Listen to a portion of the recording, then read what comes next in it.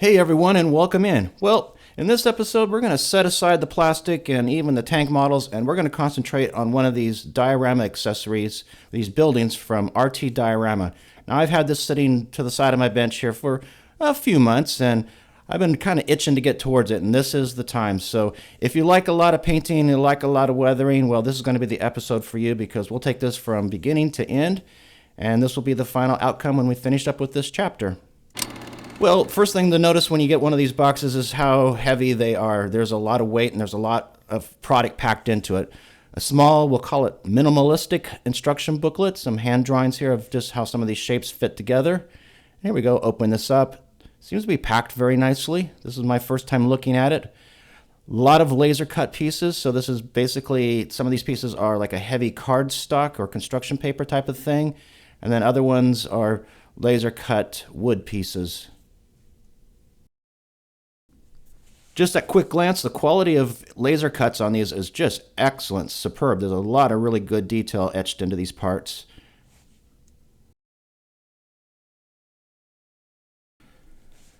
And then packed away at the bottom of the box, well, these are the facades, all nice etched out brickwork and things like that. I do believe that the company has or offers two styles of these facades, one being plaster and one being ceramic. And if I'm not mistaken, this is the ceramic version. Well, with the parts unpacked, I just start someplace, and I decide, well, let's start putting the roof together. And it's about right here, so everything's going fine, of course, but I'm thinking to myself, geez, I don't have a plan for this model. I don't have a diorama scene in mind, and I'm thinking, gosh, do I really want another large piece sitting around? God knows I have enough dioramas and models sitting around here. So, change of plans here. We'll do a little repacking, a little bit of a restart. For the longest time, I've been really intrigued by those who build these shadow boxes or wall hangings for their dioramas, and on second thought, I thought this will be the perfect time to try that. So I'm going to repurpose a lot of these parts, the facade, the doors, the windows, reconfigure them, and make this into, well, basically a flat scene, a street scene, rather than a corner diorama as it's intended. Well, the first thing I need to work on is how to actually mount these into something that's going to hang on the wall. And for that, I'm going to be using foam core or foam board as my backer. So I'll just cut out some sections here, and eventually those will be glued on. And then I also thought it'd be a little bit more interesting if there was a little bit of a setback or relief between these two wall sections. So I've built up the left side just a little bit higher, and then that little section on the right can just kind of recess back from, say, the sidewalk just a little bit. Well, now that I have some sort of a plan in mind of how I'm going to hang this on the wall, I decided, well, let's just get started. And at the time, PreShading seemed like a good idea. In retrospect, I'm not so sure that it was necessary. Certainly wasn't necessary with such a dark color. If I were to do this again, I would just use a light brown or light brick color, something like that, just to give a little definition. But this turned out to be just a little bit too dark and ended up fighting it quite a bit along the way. Well, here we go. It's time to paint millions and millions of little bricks. Well, there's a few options here. I could paint each brick individually.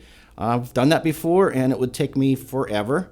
I could use a little bit larger brush and dry brush across the surface with the brick color, and that would work perfectly well. It's another great option.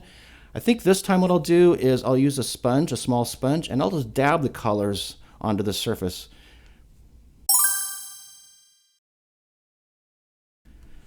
This seems to be a pretty quick way of doing this, just kind of varying the color from time to time so I get a little bit of individuality with those bricks.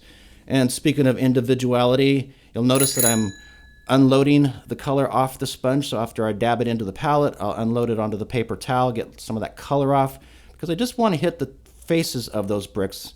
The bricks are painted, and I leave those white spaces around, which is the mortar for the bricks, and each brick is highlighted and individualized. So this is a pretty quick and painless way to paint millions and millions of bricks, if you ask me. Now, using this sponge is, like I said, probably the quickest and easiest way to do this. But that's not to say this doesn't take some time. So just sit back and relax, put on some tunes, and just dab away.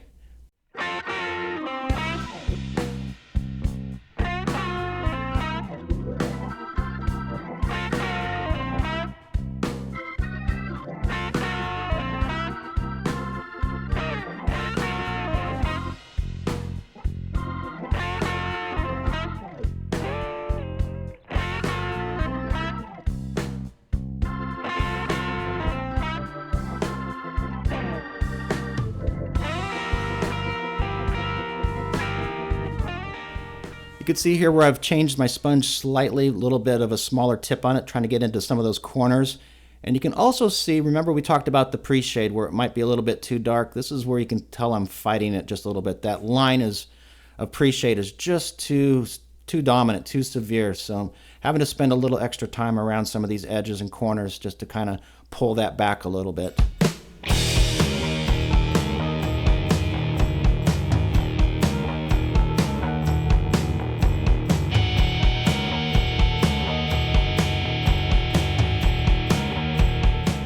Well, the sponge work is more or less complete now, so I'm kind of itching to see what this is all starting to look like. So let's lay this out just a little bit. So this front facade, 2 pieces, got this roof line, and then this little section off to the right, that's one of the repurposed. It was supposed to be someplace different, but that'll be part of our street scene there. Just kind of tuck those in. Yeah, it's not looking too bad. I'd like to take a quick pause in the construction to thank my patrons who support this channel. If you like this channel and would like to support it further, I encourage you to come check out Patreon. The link is in the description below. Over there, early viewing of these videos, special purpose Patreon videos, photographs of these projects as they're ongoing, and final photographs, Discord server. I invite you to come over and check us out. So, painting millions and millions of bricks, that was the quick and easy part. Now we're going to slow right down because it's time to work on details. And frankly, I don't know a better way to do that than just sit back and start working on them. And so, the rest of this video, you guessed it, is going to be all about painting and weathering and just working on these details. I think the camera does a pretty good job of showing what's going on here. I'll dive in and out from time to time, give a little explanation of what's going on where needed. But otherwise, like I said, just sit back and enjoy the process.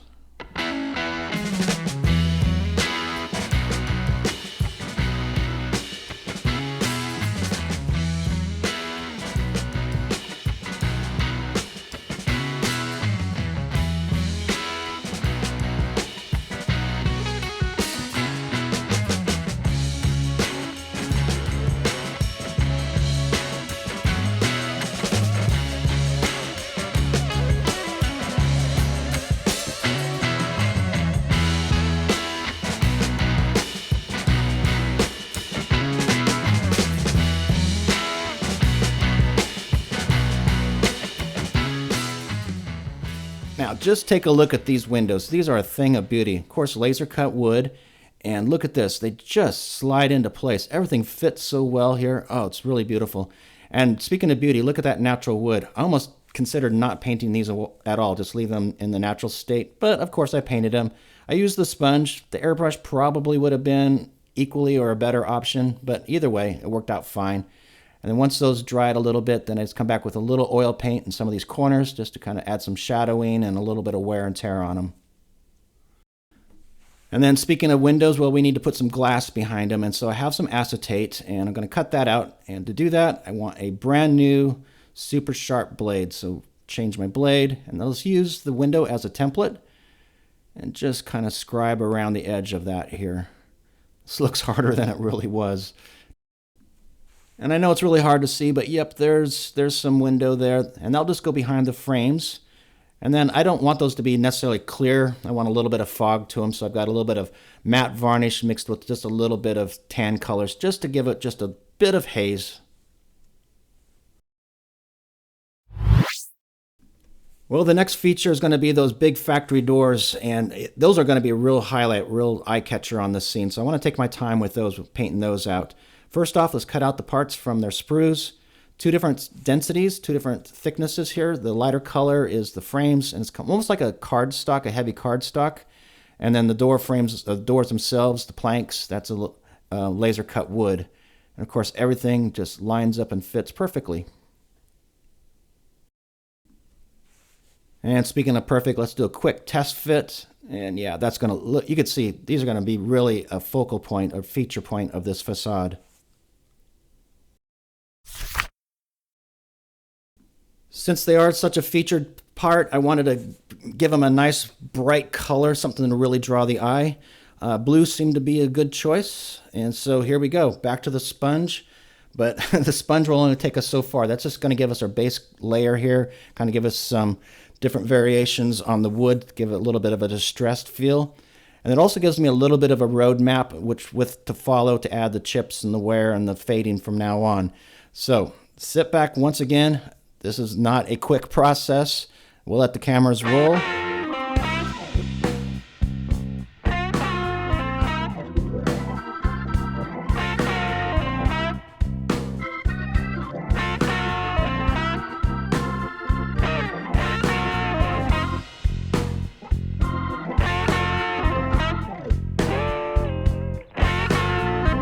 All in all, probably about 12 hours worth of work to do all this chipping with the acrylics, the fading, everything you're seeing up to this point is all acrylic work, so no oils, anything like that yet. We'll get to those in just a second. So now we're at that point where I can add a little bit of the oil paints, and in this case on these doors, they're really not to change the color that much of anything. If nothing else, it's just to add some depth to the colors that are already there from the acrylics. Staining, that's one thing that's very easy to do with the oil paint. So especially like on the bottom here, we get the dirt and the mud and maybe a little bit of rot. So the oils do a really good job with that.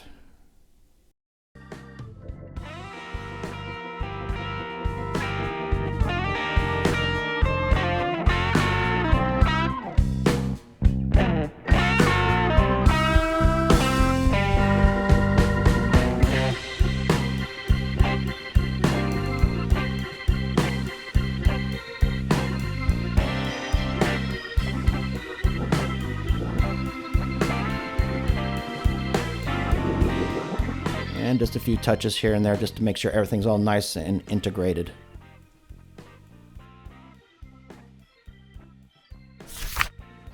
And as long as we have our oils out, yes, we're continuing. And this gets back closer to the brick by brick kind of stuff. So now we take another couple of days to really paint out the facade. So we have the base color that was done with the sponge and the acrylic paints. And now we're giving more individuality to each of the bricks and to the mortar, and adding some shadows along those edges and such. And once again, a slow process, but well worth it in the end.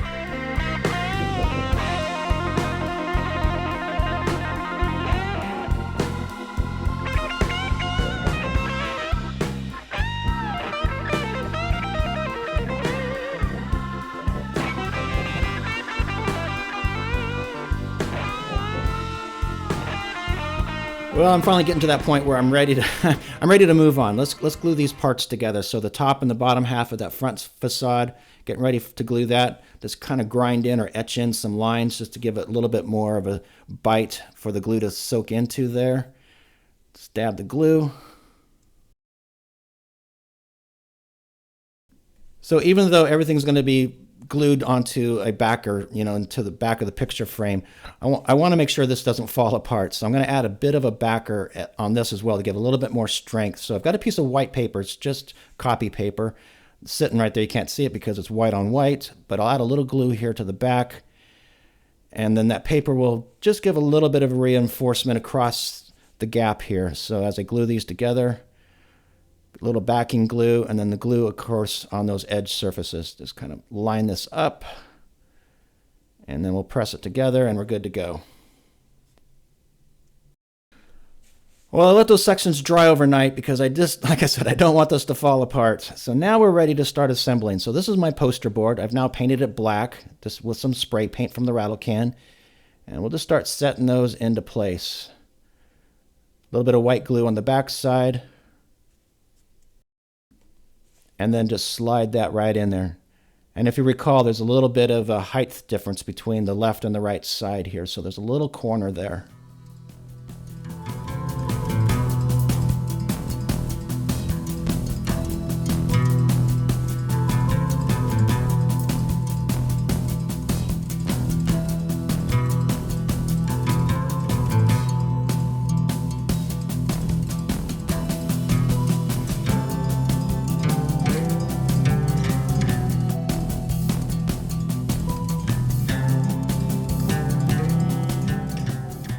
Well, a few of these final details and we'll be finished. The signage, these letters, they're laser cut. They come with the kit. There's a whole selection of different signs that can be used for this model. So I've just kind of selected a few things here and there to add to this model, kind of cannibalized it a little bit.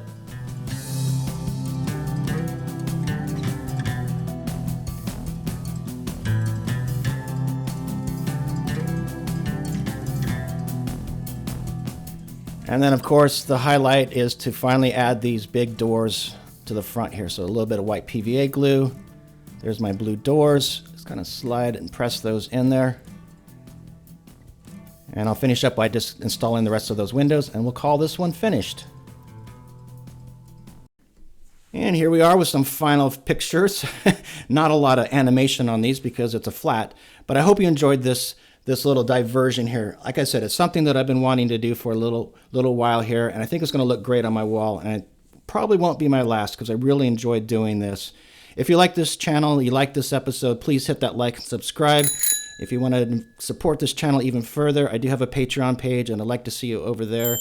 And of course, my thanks to RT Diorama, and I'll put a link to their website in the description below.